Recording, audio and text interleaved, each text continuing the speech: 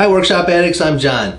To some of you out there, this may look familiar. This actually is a project that we're going to go through real quick, and I got this project from seeing Steve Ramsey's Woodworking for Mere Mortals website. I caught it on one of his YouTube videos. He made this and I thought it was really unique. It's basically you do a bent lamination and you're able to put, there's a little slit in the top here and you can put your pictures on it.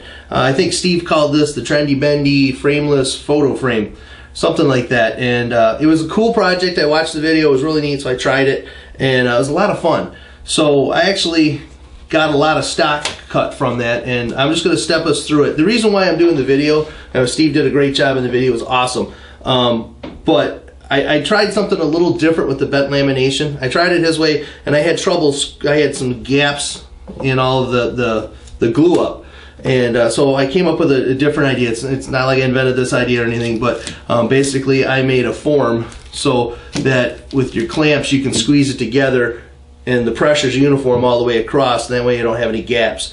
So the reason why I'm making this video is I had somebody from the Facebook page, I believe it was Jeremy Crawford, he just sent me a message on the timeline asking how did I do this, how did I make this form, because he wants to make a whole bunch of these for Christmas presents this year. So I figured, well, what the heck, let's go through the video real quick, show people how these are made. Go to Steve's website, Steve Ramsey, Woodworking for Mere Mortals, check out his video. He does a great job with his videos, and check out how he did the project, and I'm just going to show you how I did it too. So first of all, I'm not going to go through and make all the cuts because I have got so much stock right here cut already for these. What I did was I took a couple different boards. They're 3/4 inch thick, so I've got a walnut, maple, and a walnut. I glued them together, so you end up with a big board, you know, 6 inches wide, this tall. And I ran it through my table saw, and I cut very narrow strips. Make a cut, move your fence over, make another cut. You want to make sure that your cuts are, you know, 1/8 of an inch or thinner, because if you get any thicker than that, it's kind of hard to bend them. But right here, this is about 1/8 of an inch, and what we're going to end up doing is putting this through the form with a whole bunch of them and squeezing them together. If you get much thicker than 1/8 of an inch, they're really hard to bend. We're not going to be doing any steam bending. This is all going to be dry, so anybody can pretty much do this project. So what I did is you need 5 pieces for each one of these frames. I don't know, these are probably 18-20 inches long. It's going to get shortened after you bend them, after you trim the edges and stuff. So start off a little big. But basically what you do is you take 5 pieces, and usually I got some skinny ones and I got some thicker ones. And what we're going to do is take the 5 pieces and the middle section, since there's 5, you take the middle one out, and from this we're going to go ahead and cut this top piece off. You can run it through your bandsaw.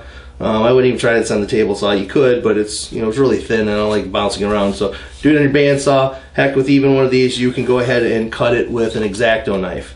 After we do that, I'm going to actually cut this piece off and I will show you, because after that we are going to put it through the form. I'm going to show you how we made this form too. Right, the first thing I want to talk about before we talk about how we're going to actually do the bent lamination is this is the one change from Steve's video that I came up with or thought about. And what I basically did is I took 2 2x6s, and what I did was I glued them together. So you can see here, this one's a little narrower at the top because what I did was I glued them together, so I had the over thick, and what I wanted to do was make this form about the same thickness as what this picture frame is going to be, this bent lamination. So then I took it, and after I had it glued together as 2 2x6s, then I ran it over the planer, through the thickness planer, and you can also run it through a bandsaw and resaw it and stuff like this, but I ran it through, actually I may have bandsawed this one, but you can go through a thickness planer either way. Get it down to the thickness of this piece that you're working with. Once you have that, this is still a solid piece of wood. What you want to do is draw a line across it. The reason why we're drawing lines across this is once I cut this wavy part out, you want to be able to make sure that these lines line back up, because otherwise if they're shifted a little bit, you're not going to get even pressure in some of the different places. So when you're clamping and you got a lot of glue, make sure these lines line up. So put your lines on, then take this over to the bandsaw, and then you can draw yourself curve, or you can freehand it and just run this through the bandsaw to get this curve, or whatever curve you come up with. Once that's done, you're gonna see that this is all shiny here. What I did, and I got this from Steve's website or video also, was packing tape. Put packing tape on this bendy. The reason being is when you go ahead and glue these up, you're gonna have a lot of squeeze out, and you could end up getting glue on here, and you don't want your piece to stick to the wood. So put this tape on there, and it cleans up very nicely too. So get both halves done, and you've got your form. So now that your form's set, let's talk about putting this together. I told you I took the middle piece here, I ran it through the bandsaw already. So I just separated these, cut it right on the line. Now we're going to take this, the small scrap piece, which is going to be removed when we're done, but we need to keep this in the middle when we glue it up so that it doesn't squish the top, or this will give us our proper gap at the top. So since we're going to have to remove this and we don't want to get glue and make this stick to the project, go ahead and take packing tape again, and we're going to take packing tape, stick it on it, and then fold it over so it meets the other side. And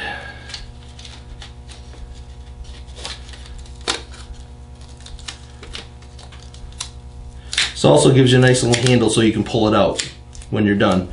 So I left a little bit of tape hanging off the top, but it's all wrapped all the way around it. This way the glue won't stick to the wood, and you'll be able to get this pulled out when you're done. So now that we have one short piece and 4 longer pieces, we're going to move on to gluing and using this form, and I'll show you how this works. Alright, I've covered all the pieces with glue, except for, of course, that piece that I cut off with the tape. So now we're going to go ahead and bring in the bent lamination part. Move the camera a little bit so we can get a better look at how this bent lamination works. You want to put your form, get your clamp set up. These are where good clamps come into play, because you're going to have a lot of pressure to bring these down and hold them into place. So the whole time you do this clamp down, you want to make sure you try to keep these all square. But let's remember the lines. We want to keep our lines lined up. We're a little shifted. Okay, there we go.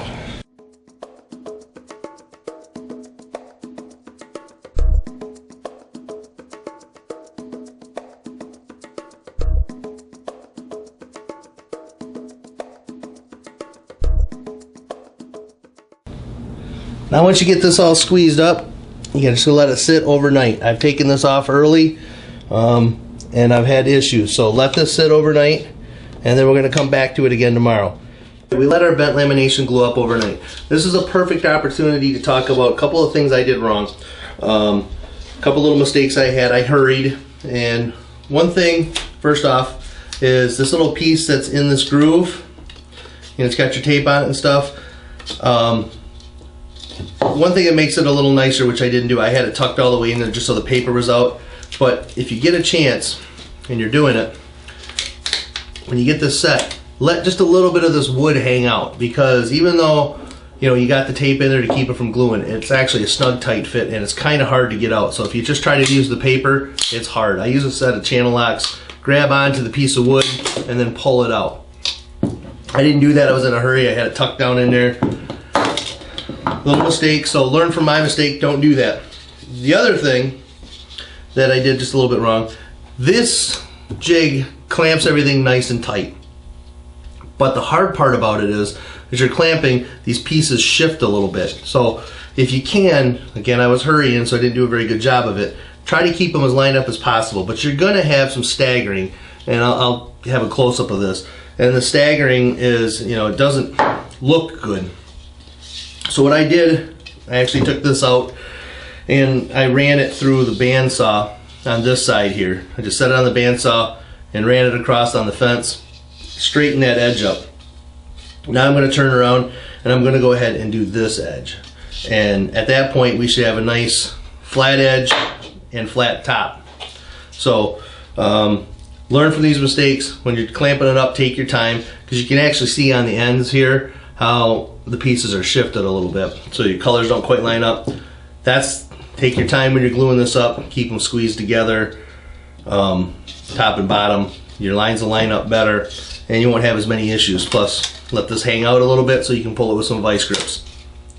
Learn from the mistakes. So now we're going to go to the bandsaw. I'm going to clean up this bottom edge. Got the bandsaw set up, and we're going to run and just cut a little bit off of this all the way across, straighten this edge up. I've already done it to the top side, so now I want to do it to the bottom side so it'll sit flat. If you don't have a bandsaw, you can do this if you've got a belt sander, like one of the larger belt sanders. You can run it like this and just sand it down. But bandsaw is just quick and easy.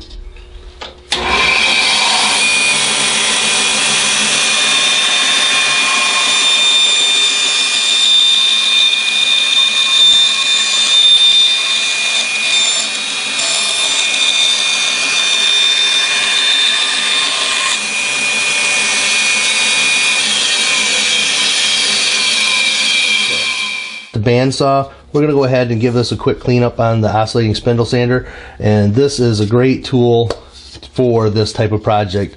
We're going to be able to get both faces with this, top edge, bottom edge, and both of the ends.